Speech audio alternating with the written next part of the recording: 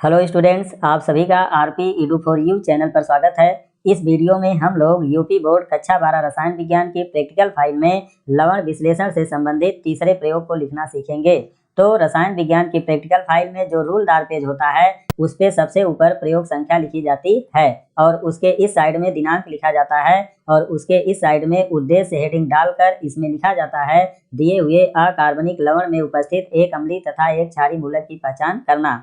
उसके नीचे अम्लीय मूलक का परीक्षण हेडिंग डाली जाती है और उसके नीचे इस तरह की एक टेबल बना ली जाती है जिसमें क्रम संख्या में एक नंबर डालकर प्रयोग वाले कॉलम में लिखा जाता है एक परख नली में थोड़ा सा लवण का जलीय विलयन लेकर इसमें तनु HCl तथा BaCl2 का विलयन मिलाया। प्रेक्षण में है सफेद अवक्षेप बनता है। निष्कर्ष में है SO4 संभव। यह जो SO4 होता है इसको सल्फेट आयन कहते हैं। तो जब हम लोग एक परख नली में लवण का जलीय विलयन लेकर उसमें तन हाइड्रोक्लोरिक अम्ल और बेरियम क्लोराइड का विलयन मिलाते हैं तो बेरियम सल्फेट का सफेद अवक्षेप बनता है, जिससे सिद्ध होता है कि बेरियम सल्फेट सफेद रंग का होता है। अब क्रम संख्या में दूसरा नंबर है और प्रयोग वाले कॉलम में है उपर्युक्त सफेद अवक्षेप में सांद्र HNO3 मिलाया। प्रेक्षण में है अवक्षेप नहीं घुलता है। निष्कर्ष में है SO4 निश्चित। तो जब यह जो बेरियम सल्फेट का सफेद अवक्षेप होता है उसमें सांद्र नाइट्रिक अम्ल को मिलाया जाता है तो अवक्षेप नहीं घुलता है, जिससे सिद्ध होता है कि बेरियम सल्फेट सांद्र नाइट्रिक अम्ल में अघुलनशील होता है। तो इस प्रकार से दिए गए लवण से सल्फेट अम्लीय मूलक की पहचान होती है।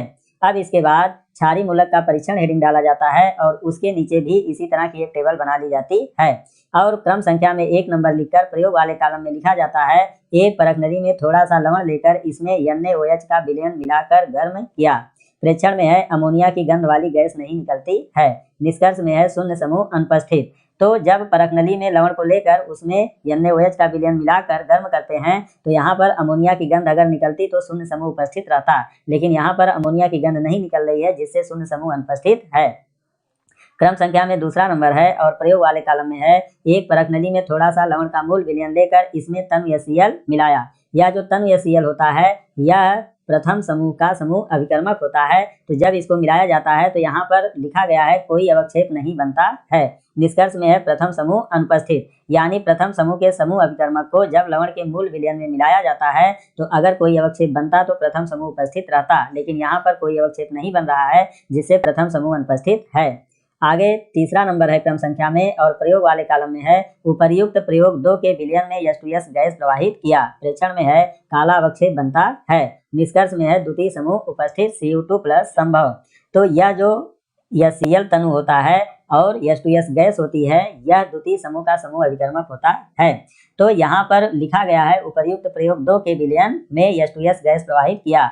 तो यहाँ पर आपको उपर्युक्त प्रयोग 2 पूरा लिखना चाहिए, क्योंकि अगर आप उपर्युक्त विलयन में लिखते हैं तो उपर्युक्त में यहाँ पर 2 विलयन हैं, तो इस प्रकार से आपको यहाँ पर लिखना पड़ता है कि उपर्युक्त प्रयोग 2 के विलयन में H2S गैस प्रवाहित किया, काला अवक्षेप बन गया। यह जो काला अवक्षेप बनता है यह क्यूप्रिक सल्फाइड का बनता है। तो क्यूप्रिक सल्फाइड जो होता है वह काले रंग का होता है। तो इस प्रकार से द्वितीय समूह उपस्थित हो गया और इसमें लिखा गया Cu2+ संभव।